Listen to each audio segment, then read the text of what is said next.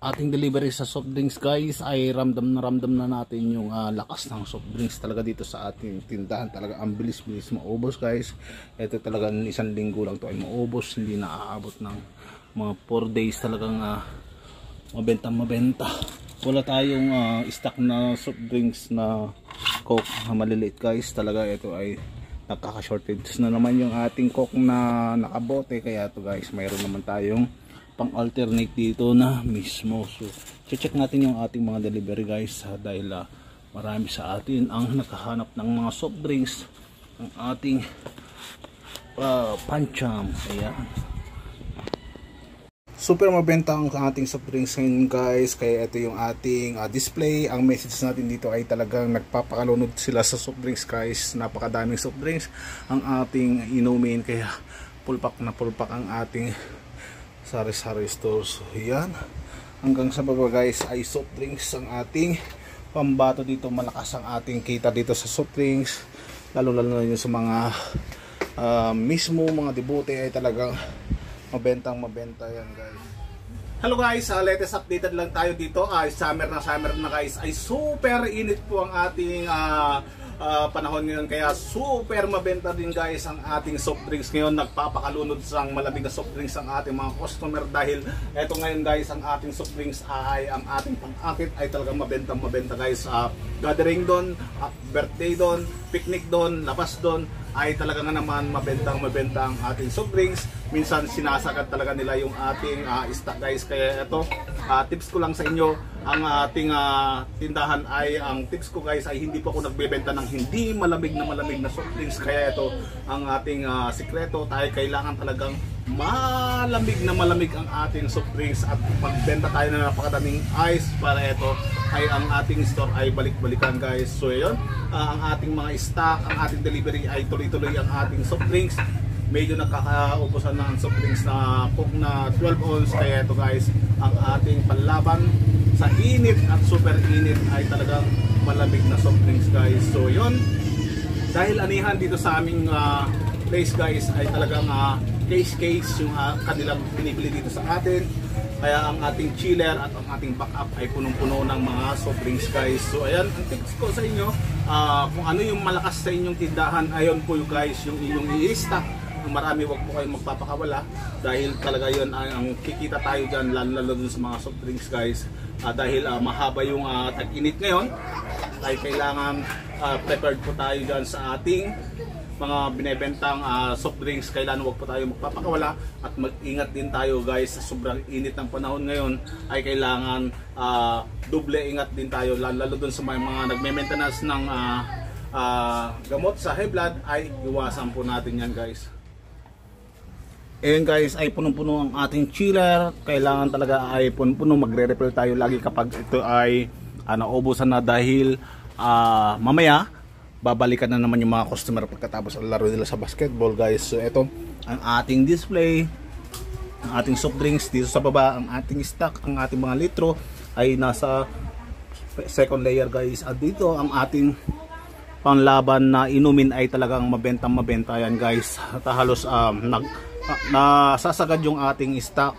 So dito naman sa taas guys yung ating debote at saka yung ating mga inumin. Kung ano lang yung talaga pinakamas booming dito sa aking tindahan, yun lang po ang ating dinidisplay para hindi po mapuno yung ating tindahan ng hindi naman gumagalaw guys. So ayan, salamat sa inyo guys sa mga suporta sa akin, lalo na dun sa mga baguhan na gustong magtayo ng sari-sari store.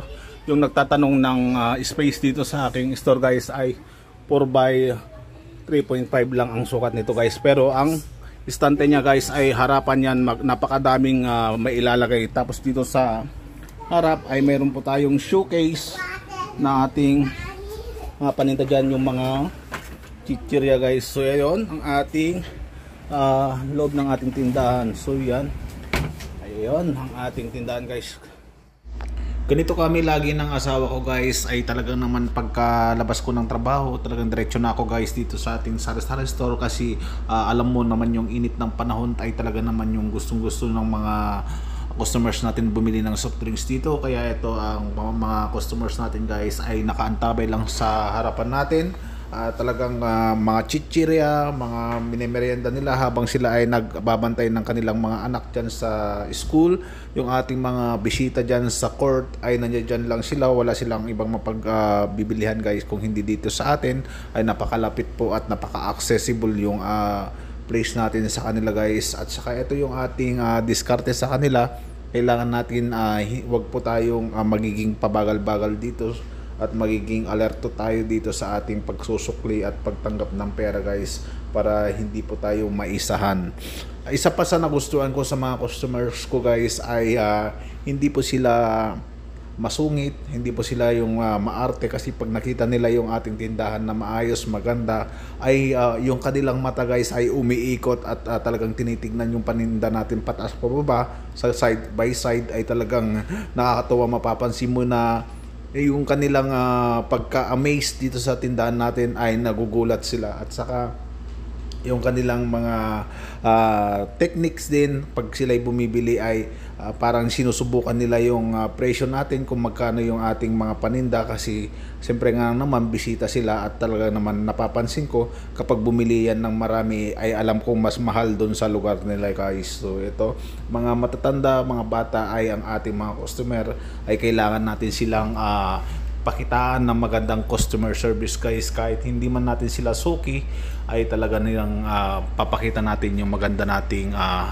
serbisyo sa kanila guys. Isa sa mga natutunan ko guys nung ako'y nasa trabaho ay yung ating mahusay tayo sa pag-PPM, at saka mangungumusta tayo, kakausapin natin yung mga customers natin kung ano yung mga gusto nilang bilhin, paano natin sasabihin na ubos na o wala na yung stock, ay kailangan tayo mag-offer ng ibang items kung sakaling wala na, para lang ma-divert yung kanilang isipan na, at saka yung inis kung sakali man na gusto nilang bumili ng isang items tapos nawalan tayo ng stock, ay kailangan natin ng alukan ng ibang items, at ito'y sasabihin natin na mas mura pa ito at mas masarap pa ito. Mga ganun yung mga diskarte natin sa kanila guys. So ayun ang ating diskarte dito sa ating tindahan. Ganito ang aking actual bentahan.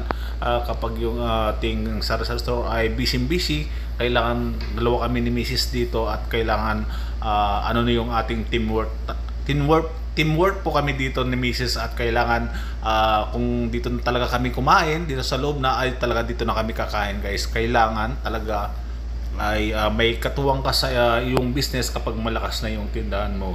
At saka ito, ang napansin ko dito sa pwesto ko ngayon, dahil magto 2 years na guys, habang tumatagal yung ating tindahan ay lumalakas naman yung ating demand ng ating mga customers. So ayun, kahit medyo maliit lang itong tindahan natin, ay hindi kagaya ng sa iba na punong-puno ang aking bodega guys, ay marami po tayong stock dyan sa loob, dahil hindi po magkakasya lahat dito sa ating tindahan kapag i-display po natin.